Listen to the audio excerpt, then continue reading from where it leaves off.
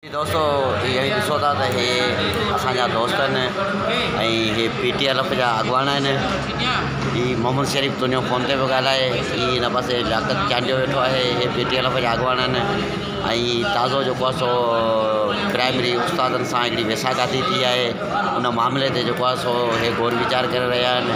ऐं दोस्त वेठा आहिनि, ॿियनि दोस्तनि जे इंतज़ार में उहे दोस्त बि अचनि था ऐं हे चवनि था त जेके प्रोबेशन थिया आहिनि उन प्रोबेशन में जेको आहे सो प्राइमरी उस्तादनि सां वेसागाती थी आहे, तंहिं करे उहो जेको आहे सो हाई कोर्ट वञण जे मुंड में आहिनि ऐं उते जेको पिटीशन दाख़िल कराईंदा त जेको प्राइमरी उस्तादनि सां वेसागाती कई वई आहे ऐं नाइंसाफ़ी कई वई आहे उन्हनि सां इंसाफ़ कयो वञे ऐं उहे दोस्त जो मौक़िफ़ छा आहे ऐं छा था चवणु चाहिनि उन सिलसिले में असीं जेको आहे सो PTLF जो अॻुवान आहे साईं लियाकत अली चांडियो उन सां ॻाल्हि ॿोल कंदासीं त उनजो छा चवणु आहे। साईं मुख़्तसर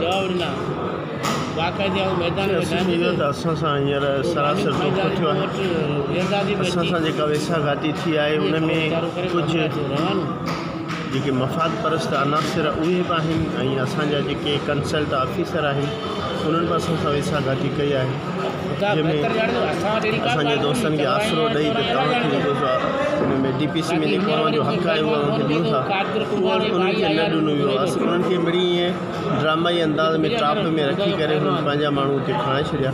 न्याय ते हिन ॻाल्हि ते जेतिरो अफ़सोस कजे ऐं सम्झां थो त उहो घटि आहे ऐं इंशाअल्लाह असां पंहिंजे वसार न घटाईंदासीं। असां जेतिरो थींदो आला इख़्तियारनि ताईं असां परवाह फटकाईंदासीं ऐं असां पंहिंजे दोस्तनि खे हक़ ॾियारींदासीं। इन करे जो सॼी ज़िंदगी में PTLF में असां निमाइंदगी कई आहे। असांजा बि दोस्त पुछंदा त आख़िर अवां ऑफिसरनि सां जेको मिलियल त न आहियो या अवां 5 रुपया वठी त न खणा न, असां अॻे करे इहो धंधो कयो आहे न आईंदे लाइ सोचियो आहे करे।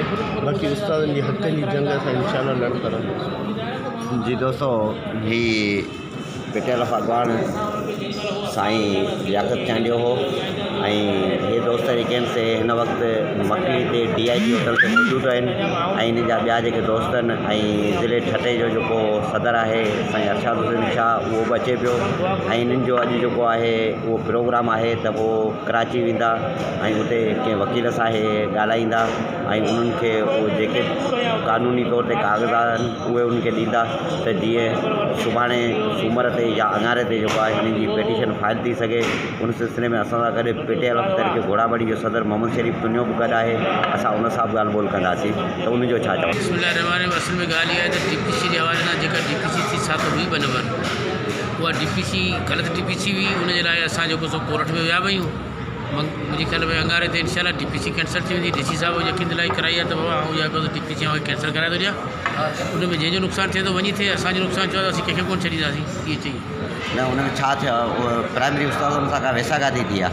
प्राइमरी उस्तादनि सां असांखे 32 सीटूं पूरियूं ॾिनूं, हिकिड़ी सीट कोन्हे जे 83 जेको सो HST थी आहे GST वारा, असांजो जेको TO सेकेंडरी हुन सां धोखो कयो ऐं हुन सां गॾु जेके हुनजा जेके हुआ कमाईंदड़ पुट जेके असां राति जो क़ुर खणी वेही पोइ हाणे जेको सो फिरंदा वधनि त बसि असीं अॻिता सीटूं अचो डायरेक्टर बि शुमार आहे।